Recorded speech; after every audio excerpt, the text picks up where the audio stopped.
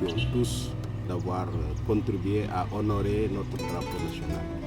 Je vous remercie aussi pour votre présence toute l'année universitaire, ceux qui ont pu se libérer, se déplacer et venir. Beaucoup de choses se sont passées, c'est la dernière levée des couleurs, Inch'Allah, pour l'année universitaire dans laquelle nous sommes, sauf les 2 autres qui se feront pour boucler définitivement, mais vous savez que ça va entrer dans l'année 2019-2020. Pour 2018-2019, c'est la dernière levée des couleurs, Inch'Allah. Et l'année sur le plan académique a été très bonne.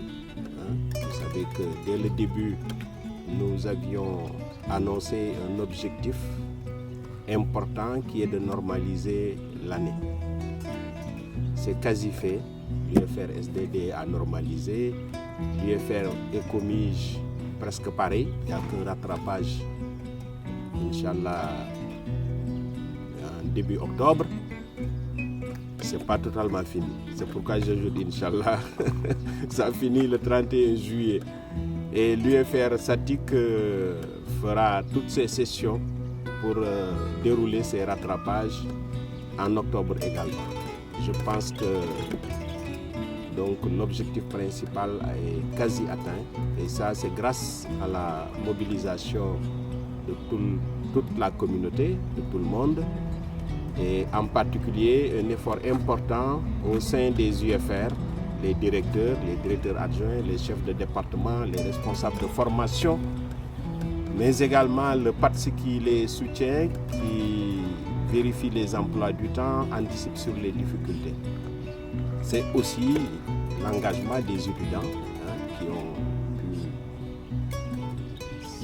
faire des efforts parce qu'il y a toujours des difficultés. Ça, il faut être réaliste. Une université dans un pays en voie de développement jeune ne peut pas vivre sans difficulté. Donc, quelques difficultés qui ont été surmontées et tout est en train de se normaliser.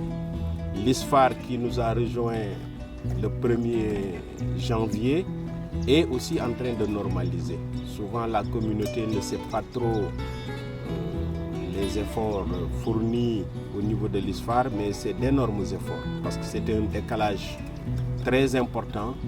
Mais le directeur des études nous fait le point régulièrement et là aussi nous voyons que c'est quasi fait. Bon, faire encore quelques efforts en 2019-20, mais après tout est réglé. Pour certaines promotions même, la normalisation s'est faite. Il s'agit d'affiner davantage pour les promotions les plus décalées. Nous les encourageons aussi et évidemment nous devons les soutenir.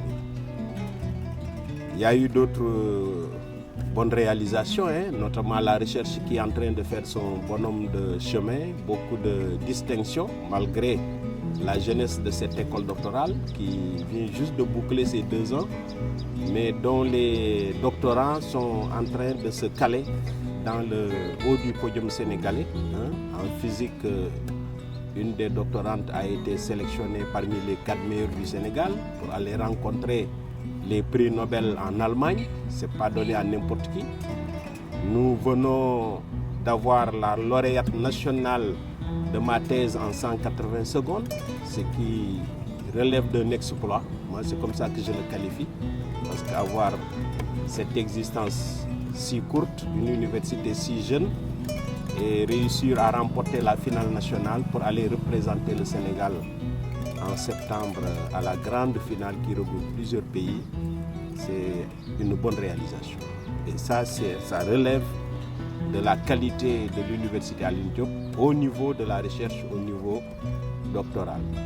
Donc les choses sont en train de se faire. Service à la communauté, j'y reviens pas, on fera le bilan, Inch'Allah, accompagnement à l'insertion des résultats, comme toujours, de bons résultats aussi. Donc nous devons continuer parce que quand on fait des efforts, que ça donne de bons résultats, d'excellents résultats, il ne faut pas baisser les bras. Au contraire, c'est maintenir l'excellence qui est difficile. Un des ministres de l'enseignement supérieur a loué l'excellence, mais avait dit quelque chose dont il faut toujours tenir compte. L'excellence bouge. Maintenant qu'elle a élu domicile ici, il ne faut pas que ça bouge. Ça doit rester pour toujours. Et ça, c'est vous, ce sont les enseignants, c'est le personnel administratif, technique et de service, parce que c'est vous qui êtes permanent. Les autorités changent, l'institution reste. Mais les corps, l'essentiel des corps, pères et PATS, reste à vie jusqu'à la retraite. Donc il faut maintenir ce défi qui est de mériter la devise de l'université.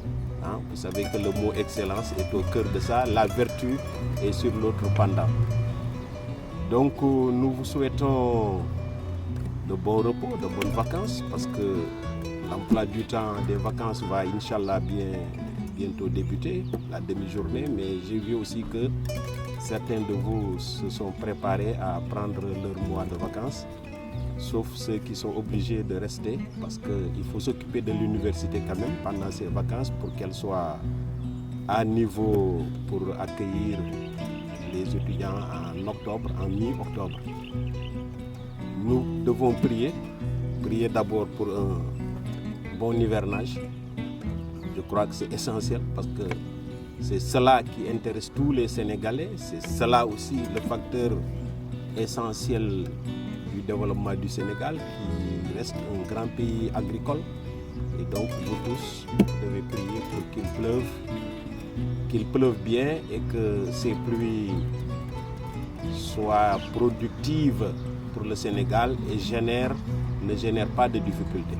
Parce que les pluies génèrent des difficultés, vous le savez. Donc prions pour un bon hivernage. Prions pour tous les élèves et étudiants qui sont en examen, pour qu'il y ait de très bons résultats. Prions aussi pour que notre équipe nationale soit championne de l'Afrique. C'est pas loin, mais c'est loin d'être gagné.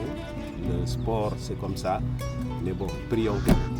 Voilà. Pour les vacances, je rappelle une chose importante, parce que j'ai encore surveillé et me documenté sur les problèmes des tout jeunes élèves, surtout du primaire, qui ont des difficultés d'état civil.